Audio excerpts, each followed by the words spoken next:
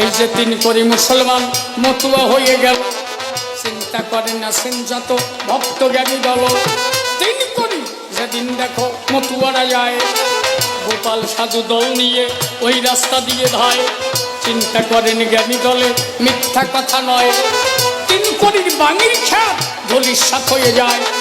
তিন করির এক বাঙি খ্যাত ছিল, ওই বাঙি খ্যাতে দেখো পোকা লেগে গেল।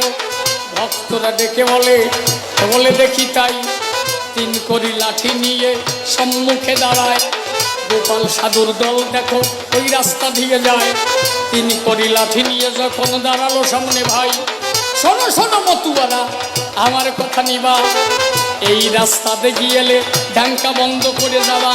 এই রাস্তা দিয়ে যদি কেহ চলাচল করে, আর কোনোদিন ডঙ্কা জানো বাজে না রাস্তার পরে। ডঙ্কা কাশি তোমরা সবাই যাওয়া, সুস্থভাবে তোমরা এই রাস্তা দিয়ে নেবা।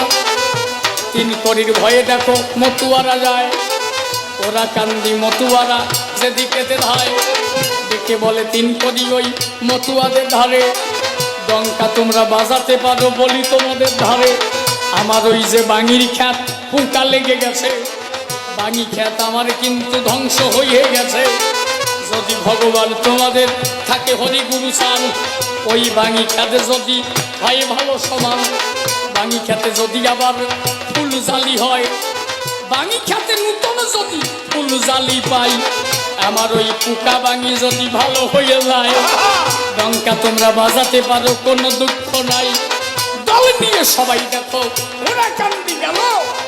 মতুয়ারা মনে তখন ভাবনা করেছিল, হে বাবা গুরুসান তুমি মোদের কথা নিও, কৃপা করে তিন করির বাঙি খ্যাত ভালো করে দিও। আমরা নইলে এই রাস্তা দিয়ে যাওয়া আশা করি, কেমন করে আমরা বলো ডঙ্কা কীর্তন করি। ওরা কান্দি থেকে যখন এরা বাড়ি যায়, তখনকার ওরা কান্দি কিন্তু সহজ কথা নয়।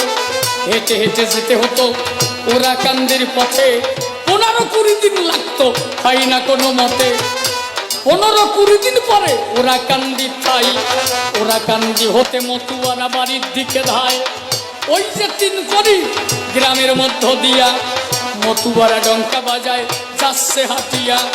তিন করি ডেকে বলে মতুয়াদের ঠাই, দাঁড়াও দাঁড়াও মতুয়ারা ভেবে দেখি তাই, তোমাদের হরিচাঁদের গুণ ক্ষমতায় আছে। আমিও ভেবে দেখলাম এই জগৎ মাঝে, আমার ভাঙি খ্যাতে ভাঙা ছিল পোকারও ঠেলায়। সব বাঙি নষ্ট হলো, একটা বাঙিও নাই, নূতন করে বাঙি খেতে ফুল